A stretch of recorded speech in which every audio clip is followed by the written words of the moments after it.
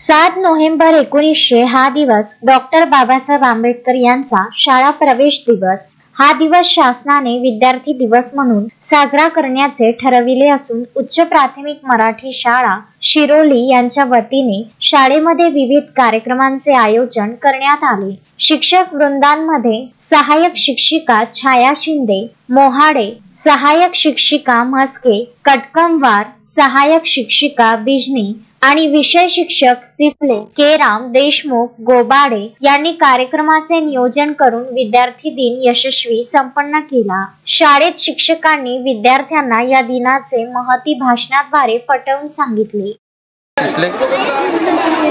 केंद्र प्रमुख केंद्र शिरोली आज वंदे मातरम सार्थ शताब्दी दिवस आणि डॉक्टर बाबासाहेब आंबेडकर यांचा प्रवेश दिन हा विद्यार्थी दिन म्हणून एकत्रितपणे साजरा करत असताना आमच्या चिमुकल्यांनी वेगवेगळ्या महापुरुषांच्या वेशभूषा या ठिकाणी सादर केल्यात।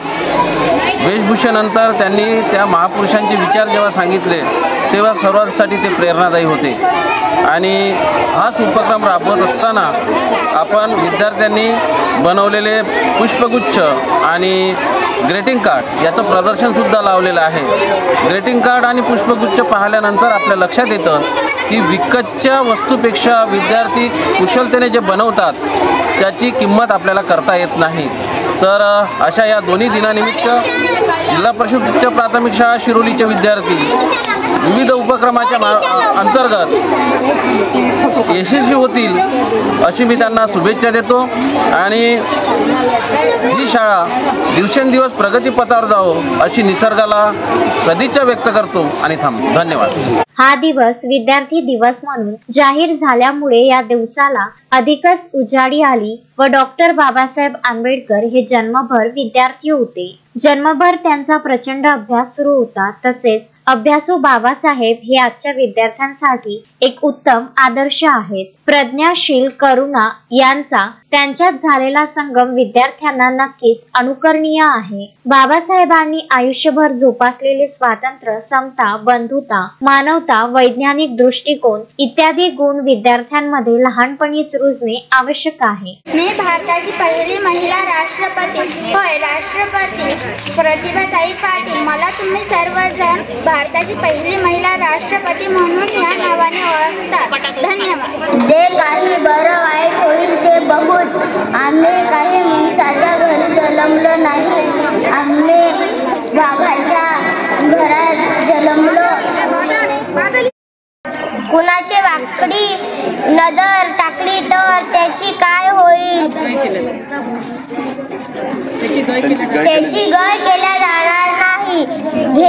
घेऊन जा याला आणि याची गर्दन झाली नाही। माझे नाव गायत्री, माझा वर्ग 8वा। सर्वांना माझा नमस्कार।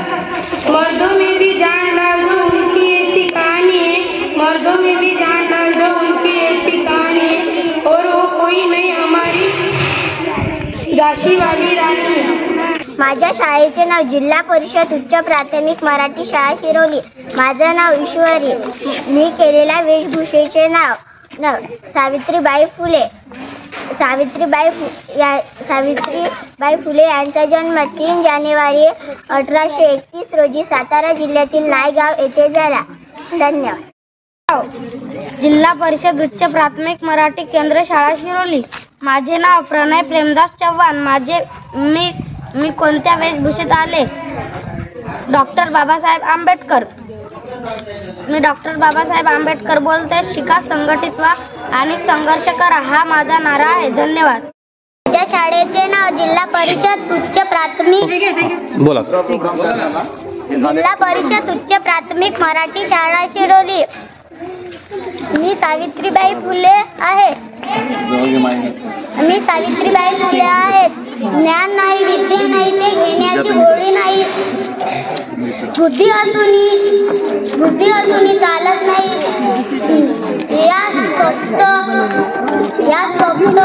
मानव मानविका. धन्यवाद असे प्रतिपादन प्रमुख वक्त्यांनी केले. सध्याचे शिक्षण हे विद्यार्थी केंद्रीय आहे, त्यामुळे या दिनाच्या निमित्ताने त्याविषयी सुद्धा उहापोह केला जावा आणि या दिनाच्या निमित्ताने विद्यार्थ्यांना विविध कार्यक्रमांद्वारे बाबासाहेबांसारख्या उत्तुंग व्यक्तिमत्वाची जास्त ओळख होत राहावी म्हणून उच्च प्राथमिक मराठी शाळा शिरोलीतील सर्व शिक्षक वृंदांनी विद्यार्थ्यांकडून वाचन, भाषण, वेशभूषा, वक्तृत्व स्पर्धा आयोजित करून प्रोत्साहन देण्यात आले.